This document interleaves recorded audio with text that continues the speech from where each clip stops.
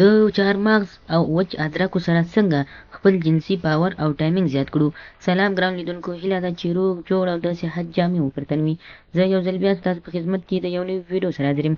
هیله ده چې د پام وړ وګرځېږي.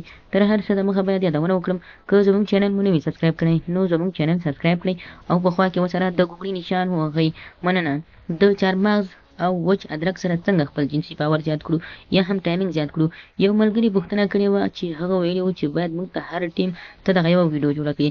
ځکه زه هغه ملګري ته دا جواب پرېږدم او دا وایم چې هېڅکله هم یوه ویډیو موږ نشو جوړولی. هغوی بار بار پوښتنې کوي چې موږ په خپل جنسي باور کې یعنې ټایمینګ کې ډېر کمزوري یاستو، ډېر کم ټایمینګ لرو. د دې نه مخکې هم ما ډېرې ویډیوګانې جوړې کړي. تاسې په هغو عمل وکړئ، بیا وګورئ چې ستاسو جنسي باور څومره زیاتېږي.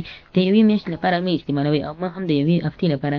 که تاسو وغواړئ چې تاسو داسې شئ چې قوي شئ، نو تاسو یې تر میاشتې څخه واړوئ. اکثره خلک داسې وي چې دوی یوه هفته هغه خواړه یا هغه نسخه استعمال کړي، دوی په زړه کې دا ګرځي چې راځه اوس خپله ټرای وکړه او خپل ځان امتحان کړه، خو بیا هم هماغه شی وي. ځکه په یوه هفته کې انسان دومره نه قوي کېږي څومره چې دوی غواړي.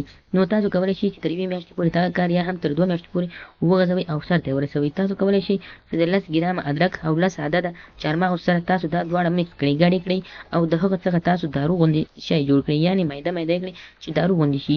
له هغه وروسته به دا تاسو د 3 کاشوغو عسل یا شاتو سره ګډ کړئ. چې کله مو دا ګډ کړئ نو تاسو به دغه په سهار کې د سهار لخوا نه په نهار په شیدو کې خورئ، یعنې 3 کاشوغې شات په یوه ګیلاس کې او 2 کاشوغې چهارمغز او دغه ادرک چې یعنې 10 ګرامه پکې ګډ شوي دي 2 کاشوغې تاسې وخورئ. تر 1 میاشتې پورې یا هم تر 2 میاشتو پورې د سهار لخوا نه په نهار یې وخورئ.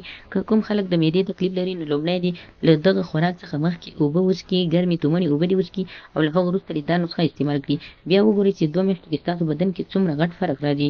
نو هیله کوم چې د هغه ملګري څخه چې د خپل جواب ملاو شوی ورته او خپل جواب یې اخیستی وي، خدای دې وکړي ملګرو هغه خلک چې په دغو نسخو عمل نه کوي، عمل دې وکړي او که نه کوي نو هغه دوی خپل مشکل ده.